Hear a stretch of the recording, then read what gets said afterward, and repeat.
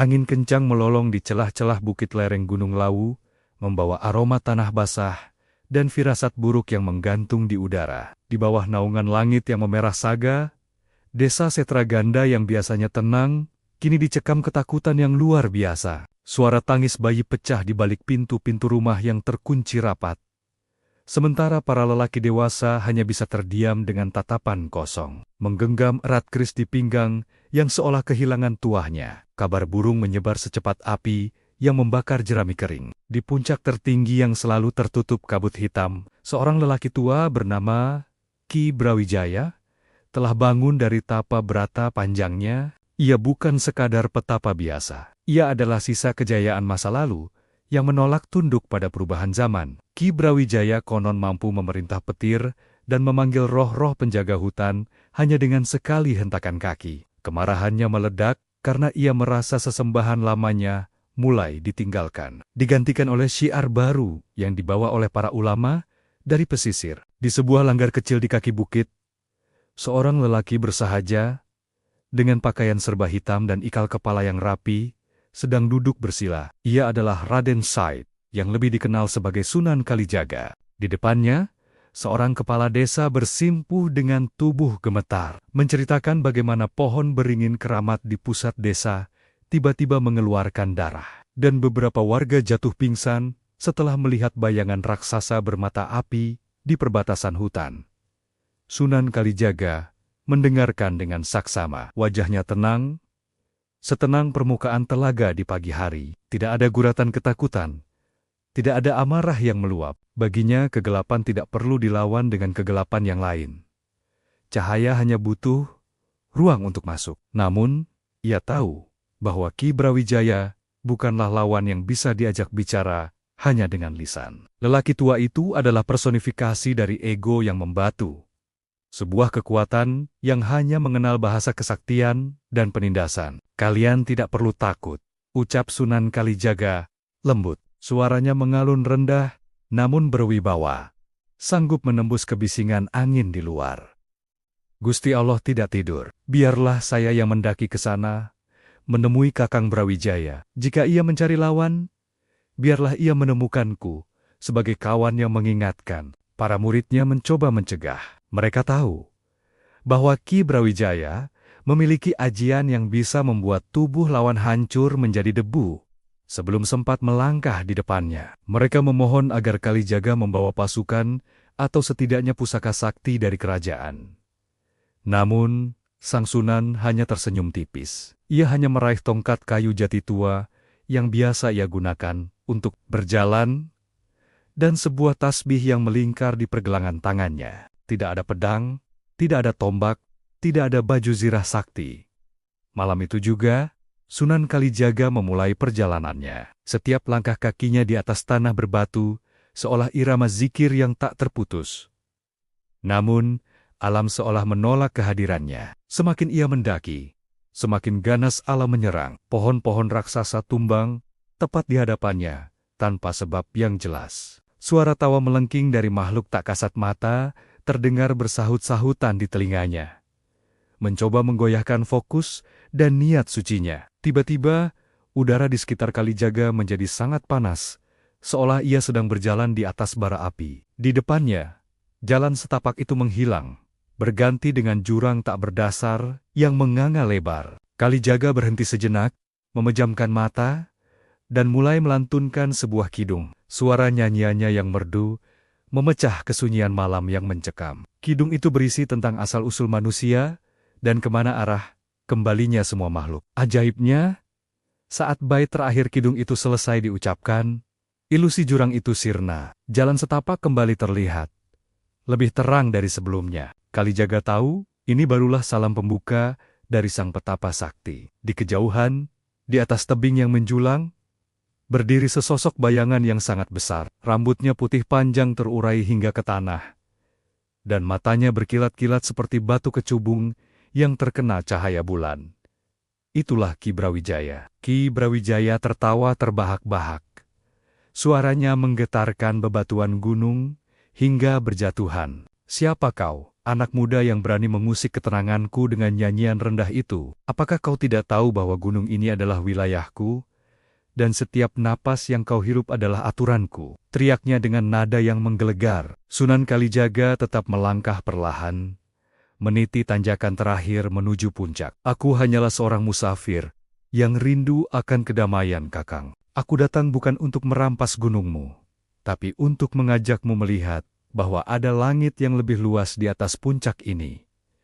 Jawabnya, tanpa nada menantang. Jawaban itu justru membuat Ki Brawijaya semakin murka. Baginya, kelembutan adalah penghinaan bagi seorang satria. Ia merasa harga dirinya diinjak-injak oleh ketenangan Kalijaga. Dengan satu gerakan tangan yang cepat, Ki Brawijaya menghantamkan telapak tangannya ke udara. Sebuah gelombang energi berwarna merah pekat meluncur deras ke arah Sunan Kalijaga, menghancurkan apapun yang dilewatinya.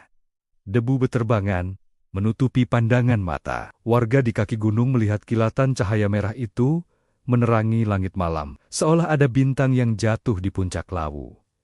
Mereka semua berlutut, berdoa dengan cemas, membayangkan nasib sang Sunan yang sendirian menghadapi amukan sang penguasa kegelapan. Atmosfer di puncak gunung kini berubah total menjadi medan laga yang penuh dengan aura kematian. Namun, ketika debu perlahan mulai menipis dan kabut tersibak oleh angin, Sunan Kalijaga masih berdiri tegak di tempatnya. Jubah hitamnya tidak robek sedikit pun, dan tongkat kayunya masih tertancap tenang di tanah. Ia tidak membalas serangan itu dengan serangan fisik, melainkan dengan sebuah perisai batin yang tak tertembus. Ketegangan memuncak saat Ki Brawijaya menyadari bahwa orang di depannya bukanlah ulama biasa yang bisa ia takuti dengan sihir murahan. Ini adalah awal dari sebuah pertarungan besar yang akan menentukan nasib spiritual tanah Jawa.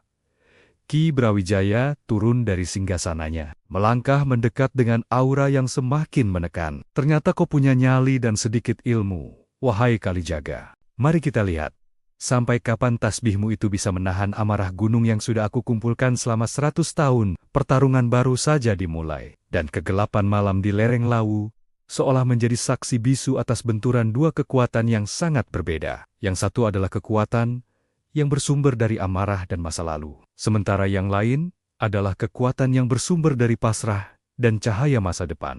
Puncak Gunung Lawu seolah bergetar hebat saat Ki Brawijaya melangkah turun dari batuan singgasananya. Setiap tapak kakinya meninggalkan bekas hangus di atas tanah yang membeku. Udara di sekitar mereka mendadak menjadi berat, seolah oksigen enggan singgah di paru-paru siapapun yang berani berdiri di sana. Sunan Kalijaga masih mematung, jemarinya perlahan menggeser butiran tasbih, kayu cendana, menciptakan suara gemeretak halus yang menjadi satu-satunya tandingan bagi deru angin badai. Ki Brawijaya menyeringai sinis, menampakkan deretan gigi yang masih utuh meski usianya telah melewati 1 abad. Ia mengangkat tangan kanannya ke angkasa, dan seketika itu juga, awan hitam di atas mereka berputar membentuk pusaran raksasa. Kilat menyambar-nyambar, membelah langit dengan warna ungu yang mengerikan. Ini bukan sekadar sihir.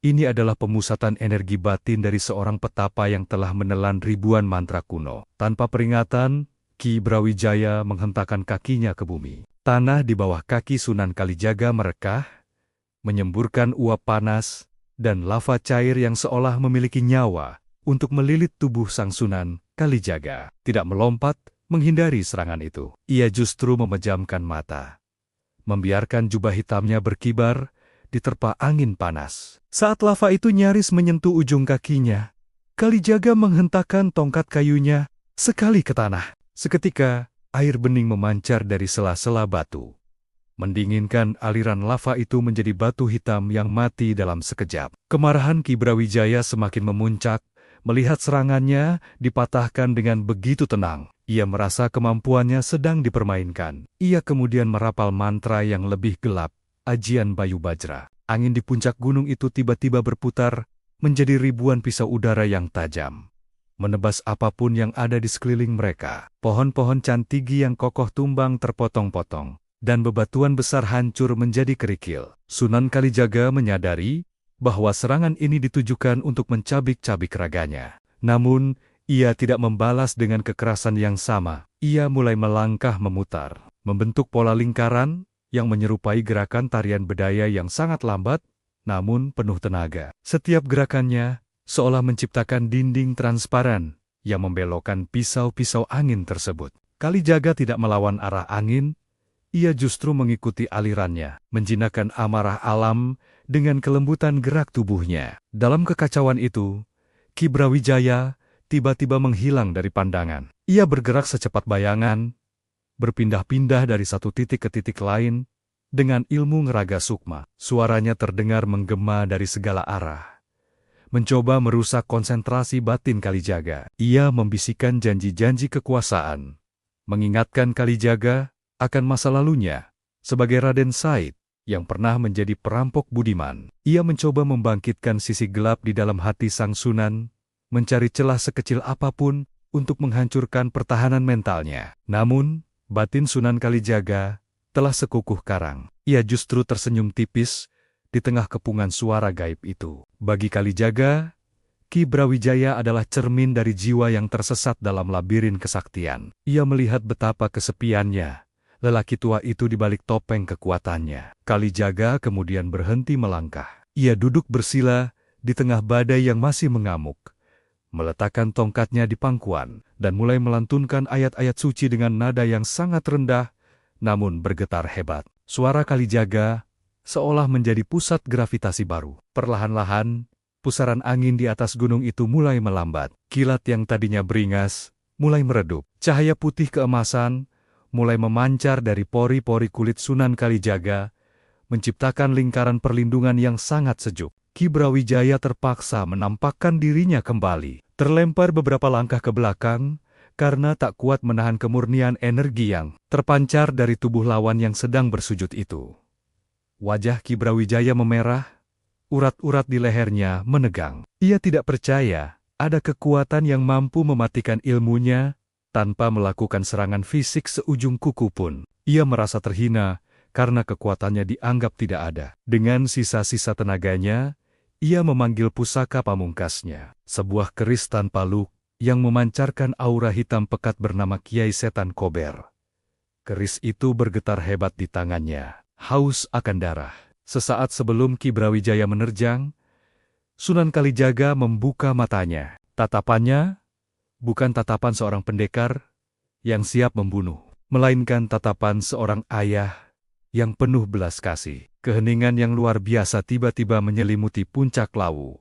Burung-burung malam yang tadinya terbang, menjauh kini kembali hinggap di dahan-dahan yang tersisa, seolah terpaku oleh pemandangan di depan mereka. Ki Brawijaya berdiri dengan keris terhunus, nafasnya memburu. Ia melihat Kalijaga yang sama sekali tidak bersiap membela diri.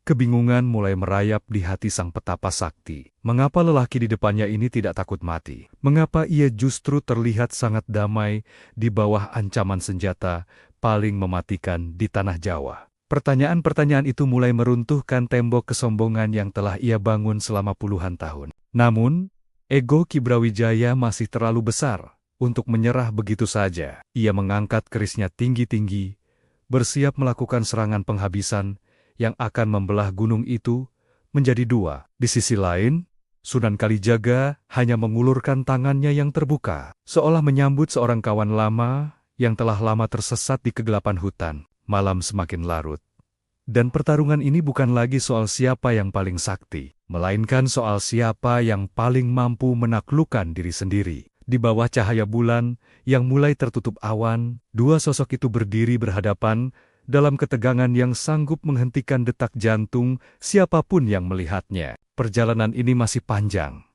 dan ujian yang sesungguhnya bagi Sunan Kalijaga baru saja dimulai ketika ia menyadari bahwa Ki Brawijaya bukan sekadar musuh, melainkan bagian dari sejarah yang harus ia rangkul dengan penuh kearifan. Udara di puncak Gunung Lawu mendadak membeku, bukan karena salju, melainkan karena hawa kematian yang terpancar dari bilah keris Kiai Setan Kober di tangan Ki Brawijaya. Keris itu mengeluarkan suara mendenging rendah yang menyakitkan telinga, seolah ribuan arwah penasaran sedang meratap di dalamnya. Ki Brawijaya tidak lagi berdiri sebagai manusia biasa. Tubuhnya seolah membesar, diselimuti kabut hitam kemerahan yang pekat. Matanya yang tadi berkilat, kini berubah menjadi merah darah sepenuhnya. Menandakan, ia telah merelakan sukmanya dikuasai oleh jagat cilik yang gelap. Sunan Kalijaga masih bersila. Namun kini ia perlahan berdiri. Gerakannya sangat tenang, seolah ia sedang berada di serambi masjid yang damai. Bukan di depan maut yang mengincar. Ia menyelipkan tasbihnya ke dalam saku jubah, lalu memegang tongkat jati tuanya dengan kedua tangan. Tidak ada rapal mantra yang terdengar dari bibirnya, hanya dizikir siri yang berdenyut, selaras dengan detak jantungnya. Ia tahu, saat ini ia tidak sedang berhadapan dengan Ki Brawijaya sang petapa, melainkan dengan Angkara Murka yang telah memfosil selama ratusan tahun. Dengan satu teriakan yang menggetarkan jagat, Ki Brawijaya menerjang. Gerakannya tidak lagi terlihat oleh mata telanjang, hanya berupa garis hitam yang membelah kegelapan malam. Keris Kiai Setan Kober menyambar ke arah leher Sunan Kalijaga. Namun, dengan gerakan yang sangat luas mirip penari wayang, Kalijaga memiringkan tubuhnya hanya beberapa senti. Ujung keris itu hanya melewati udara kosong. Namun hawa panasnya sempat menghanguskan sedikit ujung jubah sang Sunan. Ki Brawijaya tidak berhenti. Ia memutar tubuhnya dan mengirimkan tendangan yang mampu menghancurkan dinding benteng. Kalijaga menangkisnya dengan tongkat kayu jatinya. Benturan antara kayu sederhana dan kaki penuh aji kesaktian itu menghasilkan dentuman keras bagai meriam yang meledak. Anehnya, tongkat kayu itu tidak patah. Justru kaki Ki Brawijaya yang terasa seperti menghantam pilar besi yang tertanam hingga ke pusat bumi. "Mengapa kau hanya menghindar, Kalijaga? Mana Tuhanmu yang kau banggakan itu? Suruh dia membantumu sekarang," teriak Ki Brawijaya dengan suara parau yang bukan lagi suara manusia. Ia kemudian merapal ajian Candra Birawa. Dari telapak tangannya muncul bayangan raksasa kerdil yang jumlahnya ribuan, melompat-lompat dengan tawa yang mengerikan, mengepung Sunan Kalijaga dari segala penjuru. Makhluk-makhluk gaib itu menyerang dengan kuku-kuku tajam yang mengandung racun paling mematikan. Kalijaga terkepung di tengah lingkaran setan tersebut. Jika satu saja kuku itu menggores kulitnya, maka tamatlah riwayat sang penyebar dakwah. Dalam kepungan itu, Sunan Kalijaga justru memejamkan mata. Ia menancapkan tongkatnya kuat-kuat ke tanah, lalu merentangkan kedua tangannya. Ia melepaskan segala atribut keduniawiannya dalam batin. Ia memasrahkan seluruh raga dan nyawanya kepada Sang Khalik. Tiba-tiba, dari tubuh Kalijaga keluar gelombang cahaya putih yang sangat bening, menyebar melingkar ke segala arah. Setiap kali cahaya itu menyentuh bayangan raksasa kerdil ciptaan Ki Brawijaya, makhluk-makhluk itu lenyap menjadi asap putih yang harum, kembali ke asalnya.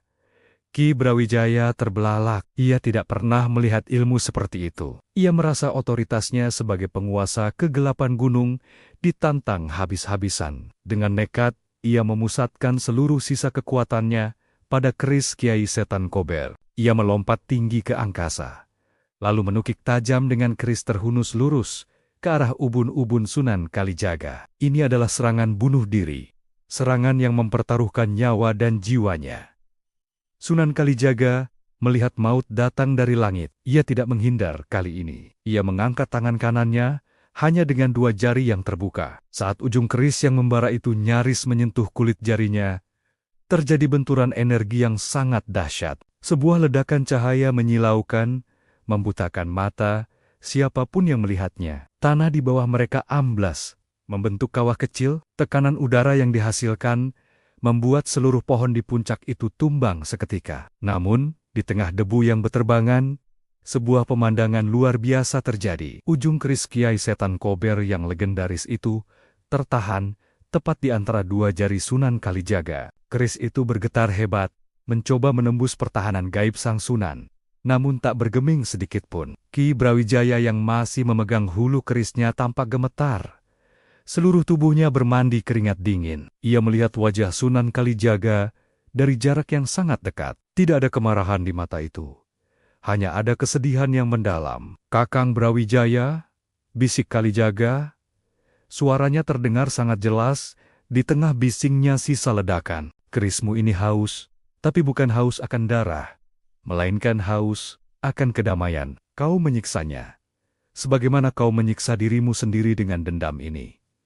Kalijaga kemudian menghentakkan jarinya sedikit saja. Getaran itu merambat melalui bilah keris hingga ke jantung Ki Brawijaya. Sang petapa sakti itu terlempar ke belakang, berguling-guling di atas tanah berbatu, hingga berhenti di bibir jurang yang curam. Keris Kiai Setan Kober terlepas dari tangannya, tertancap dalam di tanah, mengeluarkan asap hitam yang perlahan-lahan memudar. Ki Brawijaya mencoba bangkit, namun seluruh tulang belulangnya terasa lemas. Ilmunya seolah luntur, tersedot habis oleh ketenangan yang dibawa Kalijaga. Ia menatap langit malam yang kini mulai menampakkan bintang-bintang tanpa ada lagi awan hitam yang menutupi. Untuk pertama kalinya dalam puluhan tahun, ia merasakan ketakutan yang nyata. Bukan takut akan kematian, tapi takut akan kehampaan jiwanya yang selama ini ia tutupi dengan kesaktian. Sunan Kalijaga melangkah mendekat, namun langkahnya terhenti saat sebuah getaran aneh muncul dari dalam tanah. Ternyata,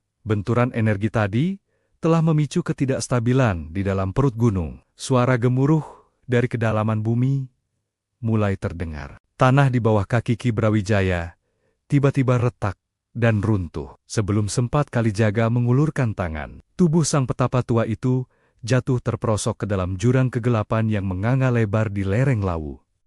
"Kakang!" seru Kalijaga.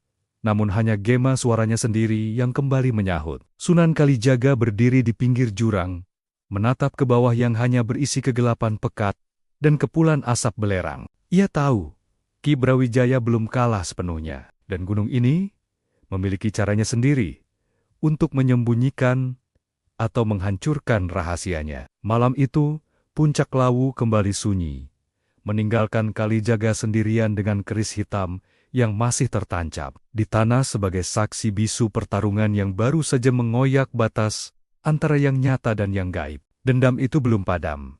Ia hanya tenggelam ke tempat yang lebih dalam, menunggu saat yang tepat untuk bangkit kembali dengan bentuk yang lebih mengerikan. Apakah Ki Brawijaya tewas di dasar jurang? Ataukah ia justru menemukan kekuatan baru di dalam rahim bumi? Sunan Kalijaga menarik napas panjang, bersiap untuk menghadapi apapun yang akan merayap keluar dari kegelapan esok hari. Sunyi yang mencekam menyelimuti puncak Gunung Lawu sesaat setelah raga Ki Brawijaya ditelan oleh kegelapan jurang yang menganga. Sunan Kalijaga berdiri di bibir tebing, menatap pusaran kabut tipis yang seolah mengejek usahanya untuk membawa perdamaian. Angin malam yang tadinya beringas, kini berubah menjadi semilir dingin yang menusuk tulang, membawa aroma belerang dan tanah yang baru saja terbelah. Sang Sunan tidak segera beranjak. Ia tahu bahwa pertarungan sejati tidak selalu diakhiri dengan jatuhnya lawan, melainkan dengan tuntasnya sebuah urusan batin. Tanpa keraguan, Sunan Kalijaga melangkah maju ke ruang hampa. Tubuhnya meluncur turun ke dalam jurang. Namun ia tidak jatuh terhempas. Dengan karamah yang dianugerahkan padanya, ia turun perlahan-lahan, seolah meniti tangga yang tak kasat mata. Semakin dalam ia turun, udara semakin menyesakkan. Dinding-dinding batu di sekelilingnya tampak berkilat oleh rembesan air yang menyerupai air mata bumi. Di dasar jurang yang lembab dan gelap itu, ia menemukan Ki Brawijaya tergeletak di atas tumpukan daun kering dan bebatuan runcing. Tubuh petapa tua itu tampak ringkih, jauh dari kesan perkasa yang ia tunjukkan di puncak tadi. Cahaya merah di matanya telah padam, digantikan oleh tatapan kosong yang menatap langit jauh di atas sana. Sunan Kalijaga mendekat, lalu duduk bersila di samping tubuh yang nyaris tak bernyawa itu. Ia tidak segera mengobati, melainkan meletakkan tangannya di atas tanah, melakukan uzlah sejenak untuk menyelami suksma sang lawan yang tengah meronta di ambang maut. Dalam keheningan meditasi itu, Kalijaga melihat fragmen-fragmen masa lalu yang menyayat hati. Ia melihat seorang satria muda bernama Brawijaya yang gagah berani, berdiri di tengah puing-puing kerajaan yang terbakar. Ia melihat tangis pilu Brawijaya saat memeluk jasad anak dan istrinya yang tewas akibat pengkhianatan saudara sendiri. Ternyata, kesaktian yang ia kumpulkan selama ratusan tahun bukanlah bentuk pengabdian pada alam, melainkan sebuah benteng raksasa untuk menutupi luka hati yang tak pernah mengering. Ki Brawijaya bukan musuh kemanusiaan.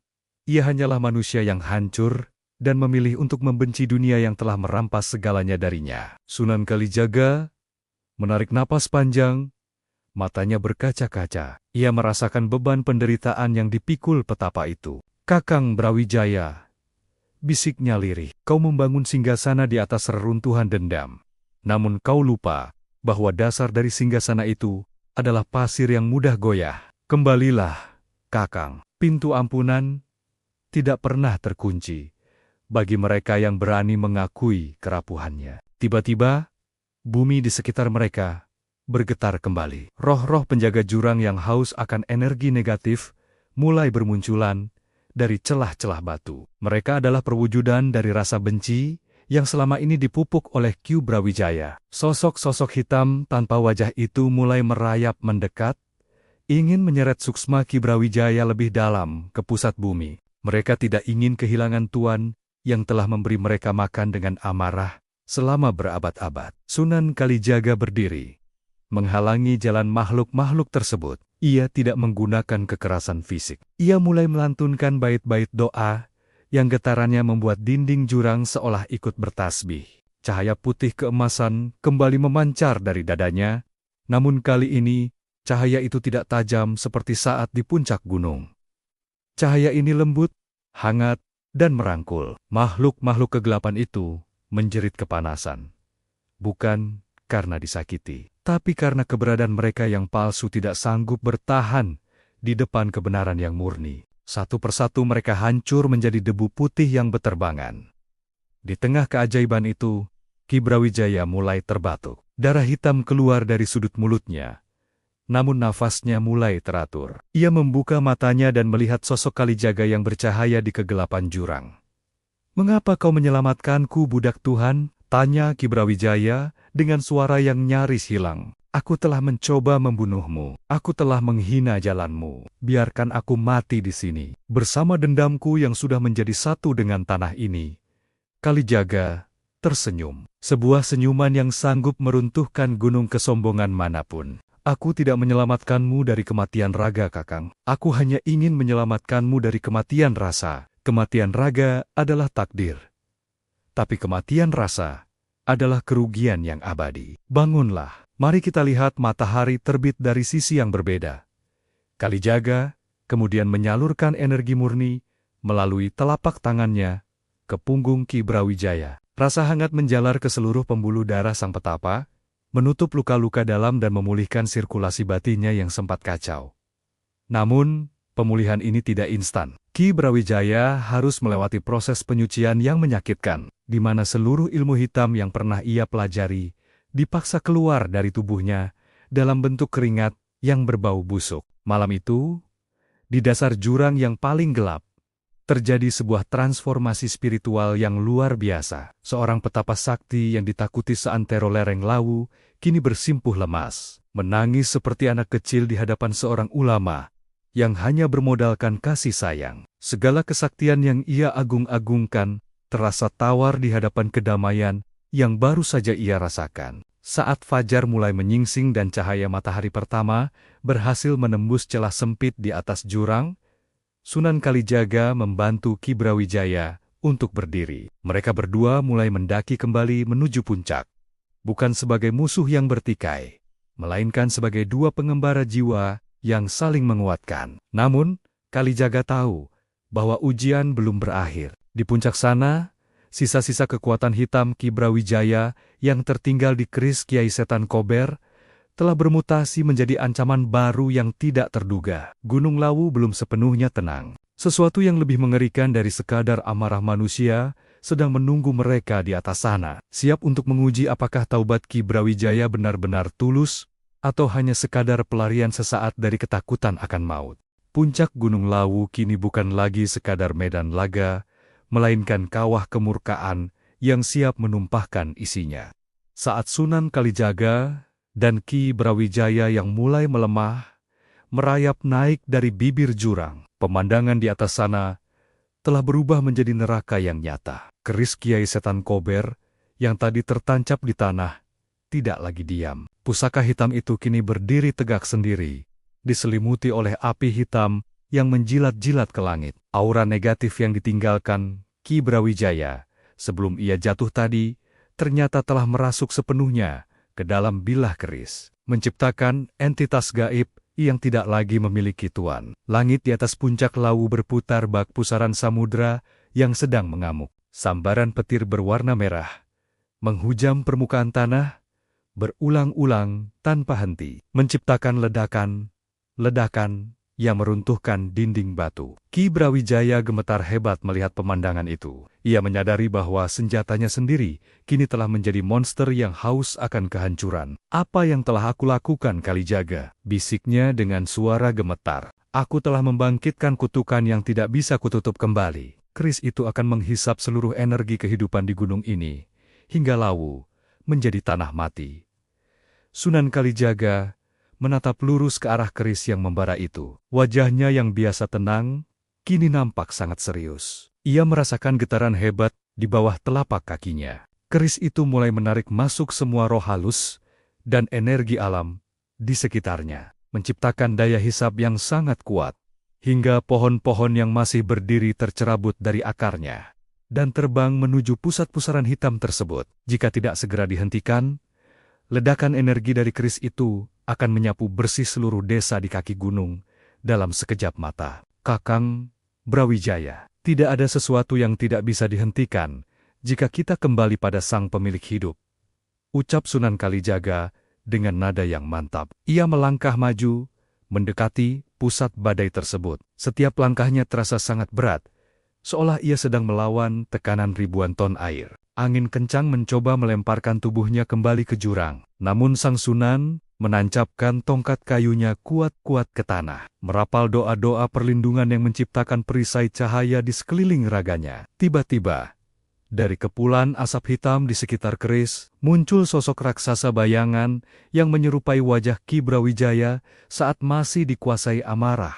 Sosok itu adalah manifestasi dari ego dan kebencian yang selama ini dipendam sang petapa. Raksasa bayangan itu menggeram. Suaranya seperti runtuhan tebing yang memekakkan telinga. Ia menyerang Kalijaga dengan hantaman tangan raksasa yang terbuat dari kegelapan murni. Kalijaga menghindar dengan gerakan kilat, namun tanah tempat ia berdiri sebelumnya hancur berkeping-keping. Ki Brawijaya yang melihat itu merasa jiwanya tercabik-cabik. Ia tahu bahwa satu-satunya cara untuk mematikan kekuatan keris itu adalah dengan menghadapi masa lalunya sendiri. Dengan sisa tenaga yang ada, ia ikut merangkak maju. "Kalijaga, biarkan aku yang mendekat. Itu adalah bayanganku, itu adalah dosaku," teriaknya di tengah gemuruh badai. Ki Brawijaya mencoba merapal mantra penawar. Namun setiap kali ia mencoba, keris Kiai Setan Kober justru menyerangnya dengan gelombang panas yang membakar kulitnya. Keris itu kini menolak tuannya yang dianggap telah berkhianat pada kegelapan. Sunan Kalijaga menyadari bahwa mereka tidak bisa bekerja sendiri-sendiri. "Kakang, berikan tanganmu," seru Kalijaga. Di tengah amuk badai, sang Sunan mengulurkan tangannya pada Ki Brawijaya. Saat kedua tangan mereka bersentuhan, sebuah keajaiban terjadi. Kekuatan batin Kalijaga yang jernih bersatu dengan pengalaman batin Brawijaya yang luas. Perpaduan ini menciptakan gelombang energi baru yang berwarna perak berkilauan, sebuah kekuatan yang lahir dari pengampunan dan taubat yang tulus. Mereka berdua berjalan bersama menantang maut. Raksasa bayangan itu mencoba menghalangi dengan serangan bertubi-tubi. Namun perisai cahaya perak mereka tak tergoyahkan. Setiap kali raksasa itu memukul, energinya justru terserap dan dinetralkan oleh ketenangan mereka. Saat jarak mereka tinggal beberapa langkah dari keris yang membara, udara di sekitar mereka menjadi sangat sunyi. Secara tiba-tiba, suara badai seolah menghilang, digantikan oleh suara degup jantung bumi yang sangat pelan. "Sekarang, Kakang, cabut keris itu bukan dengan amarah, tapi dengan penyerahan diri," perintah Sunan Kalijaga. Ki Brawijaya mengangguk dengan air mata mengalir di pipinya. Ia memegang hulu keris Kiai Setan Kober dengan kedua tangannya yang gemetar. Panas yang luar biasa mulai membakar telapak tangannya, namun ia tidak melepaskannya. Ia membayangkan wajah anak dan istrinya, ia membayangkan penderitaan warga desa, dan ia mengubah seluruh rasa bersalahnya menjadi sebuah permohonan ampun yang mendalam kepada Sang Pencipta. Sunan Kalijaga berdiri di belakangnya, meletakkan tangan di pundak Brawijaya, menyalurkan kedamaian batin sebagai penopang. Tiba-tiba, cahaya putih menyilaukan meledak dari pusat keris tersebut. Cahaya itu melesat tinggi ke angkasa, membelah awan hitam, dan mengusir kegelapan malam. Seluruh gunung seolah berteriak untuk terakhir kalinya, sebelum kemudian jatuh ke dalam keheningan yang luar biasa. Keris Kiai Setan Kober, yang tadinya hitam pekat, perlahan-lahan berubah warna menjadi kelabu. Dan akhirnya hancur menjadi debu halus yang terbang terbawa angin. Sosok raksasa bayangan itu pun sirna, menyisakan puncak gunung yang hancur namun tenang. Ki Brawijaya jatuh terduduk. Nafasnya tersengal-sengal, namun wajahnya terlihat jauh lebih muda dan damai. Beban yang selama 100 tahun ia pikul, kini telah lenyap bersama debu keris tadi. Ia menatap telapak tangannya yang melepuh, namun ia tidak merasakan sakit.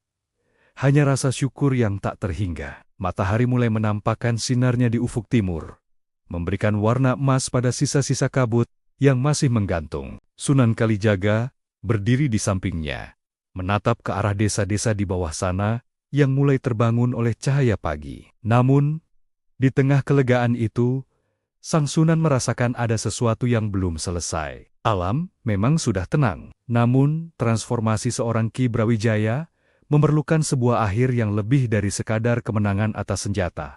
Fajar yang menyingsing di puncak Gunung Lawu membawa warna keemasan yang menyapu sisa-sisa kehancuran semalam. Kabut hitam yang tadinya menyelimuti jagat, kini telah sirna sepenuhnya, menyisakan udara pegunungan yang murni dan dingin. Di atas tanah yang masih mengeluarkan uap tipis, dua sosok manusia berdiri sebagai saksi atas berakhirnya sebuah era kegelapan. Ki Brawijaya duduk bersimpuh, menatap tangannya yang kini kosong tanpa pusaka dan tanpa kesaktian. Ia merasa seperti bayi yang baru lahir ke dunia, telanjang tanpa perlindungan mantra atau ajian. Namun untuk pertama kalinya, ia merasa benar aman. Sunan Kalijaga melangkah pelan mendekati Ki Brawijaya yang masih terdiam dalam tangis tanpa suara. Sang Sunan tidak mengucapkan sepatah kata pun. Ia membiarkan alam yang berbicara melalui kicauan burung yang mulai terdengar dan gemericik air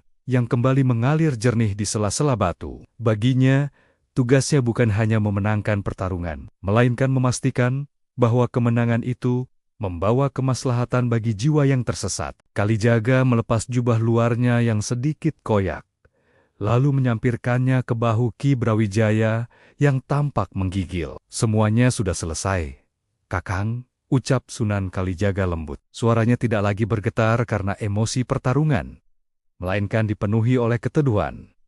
Gunung ini sudah kembali pada fitrahnya. Sekarang, saatnya dirimu kembali pada fitrahmu sebagai hamba. Ki Brawijaya mengangkat kepalanya perlahan. Wajahnya yang dulu garang, kini nampak rapuh, namun bercahaya. Kalijaga, aku tidak lagi memiliki apa-apa. Kesaktianku musnah. Pusakaku menjadi debu, dan usiaku sudah di penghujung jalan. Apa yang bisa dilakukan oleh sisa raga yang penuh dosa ini untuk menebus masa lalu? Tanyanya dengan suara yang parau. Ia merasa malu melihat ke bawah, ke arah desa-desa yang selama ini ia teror dengan aura kebenciannya. Sunan Kalijaga tersenyum, lalu menunjuk ke arah matahari yang terus mendaki langit. Sinar matahari itu tidak pernah memilih kepada siapa ia akan memberi hangat. Ia menyinari mawar yang indah, tapi ia juga menyinari duri yang tajam. Begitu pula ampunan Gusti Allah. Jika kau merasa tidak memiliki apa-apa, maka itulah saatnya kau memiliki segalanya. Karena hatimu kini telah kosong dari ego. Isilah kekosongan itu dengan pengabdian. Mereka berdua mulai berjalan menuruni lereng gunung. Perjalanan turun ini terasa berbeda bagi Ki Brawijaya. Jika dulu ia melangkah dengan angkuh dan membuat setiap makhluk menjauh, kini ia merasa setiap tumbuhan dan hewan di hutan itu menyambutnya dengan damai. Tidak ada lagi rasa takut yang ia sebarkan. Di tengah perjalanan, mereka sampai di sebuah sumber mata air yang jernih. Sunan Kalijaga berhenti dan meminta Ki Brawijaya untuk membasuh wajahnya. Basuhlah kepedihanmu dengan air ini, Kakang. Mulai hari ini, biarlah namamu dikenal bukan sebagai petapa sakti yang ditakuti, melainkan sebagai penjaga ketenangan Lawu, kata Kalijaga. Di tempat itu, Sunan Kalijaga membimbing Ki Brawijaya mengucapkan kalimat syahadat Di bawah naungan pohon jati yang rimbun, langit seolah menjadi saksi bisu atas kembalinya satu jiwa ke jalan cahaya. Tidak ada upacara mewah, hanya kesaksian batin yang tulus antara seorang guru dan seorang pengembara jiwa. Saat mereka tiba di kaki gunung, warga desa sudah berkumpul dengan rasa cemas yang amat sangat. Mereka melihat dua sosok berjalan mendekat. Awalnya, mereka bersiap untuk lari karena melihat Ki Brawijaya. Namun, langkah mereka terhenti saat melihat lelaki tua yang biasanya menyeramkan itu, kini berjalan dengan kepala tertunduk dan senyum yang tulus. Tidak ada lagi kilat merah di matanya. Yang ada hanyalah kedamaian yang menghanyutkan. Sunan Kalijaga berdiri di depan warga desa dan berkata, "Saudara-saudaraku, hari ini Gunung Lawu tidak lagi menyimpan amarah. Kakang Brawijaya telah memilih jalan damai. Ia akan tinggal di sini bersama kalian. Bukan sebagai penguasa, melainkan sebagai sesama hamba yang ingin belajar tentang cinta kasih." Warga desa tertegun. Kebencian yang tadinya membara di hati mereka, perlahan-lahan luntur saat melihat air mata yang mengalir di pipi Ki Brawijaya. Satu persatu warga mulai mendekat, memberikan air minum dan makanan. Sebuah pemandangan yang mengharukan terjadi di mana dendam dibalas dengan pengampunan. Ki Brawijaya memutuskan untuk membangun sebuah pondok kecil di tepi sungai. Tempat ia akan menghabiskan sisa hidupnya untuk menjaga alam dan mengajarkan kebajikan kepada anak cucu desa tersebut. Sebelum matahari mencapai puncaknya, Sunan Kalijaga berpamitan. Tugasnya di lereng Lawu telah usai. Ia harus melanjutkan perjalanannya ke arah barat, membawa misi dakwah yang serupa di tempat lain. Ia mengambil tongkat jatinya, lalu menatap Ki Brawijaya untuk terakhir kalinya. "Ingatlah Kakang, musuh terbesar kita bukanlah orang sakti atau jin penunggu gunung, melainkan diri kita sendiri yang seringkali merasa lebih besar dari takdir. Tetaplah rendah hati seperti tanah yang kau injak." Ki Brawijaya membungkuk hormat, bukan sebagai tanda takluk, melainkan sebagai tanda hormat kepada cahaya yang telah menyelamatkannya. Ia melihat sosok Sunan Kalijaga perlahan-lahan menghilang di balik tikungan jalan, berjalan dengan langkah ringan, tanpa beban. Sang Sunan pergi sebagaimana ia datang. Seperti angin yang lewat namun meninggalkan kesegaran yang abadi. Gunung Lawu kini berdiri tegak dengan megahnya, menjadi monumen bisu atas pertarungan hebat yang berakhir dengan pelukan perdamaian. Cerita tentang pertarungan Sunan Kalijaga dan Ki Brawijaya pun menyebar ke seluruh pelosok tanah Jawa, menjadi pengingat bahwa kesaktian sejati tidak terletak pada kemampuan menghancurkan, melainkan pada keberanian untuk memperbaiki diri. Di tepi sungai yang mengalir tenang, Ki Brawijaya mulai mengukir kayu-kayu hanyut menjadi bentuk yang indah. Sebuah karya seni yang lahir dari tangan yang dulu hanya tahu cara menggenggam senjata. Kegelapan telah berlalu, dan kini hanya ada cahaya yang membimbing setiap langkah manusia menuju rumah yang sejati.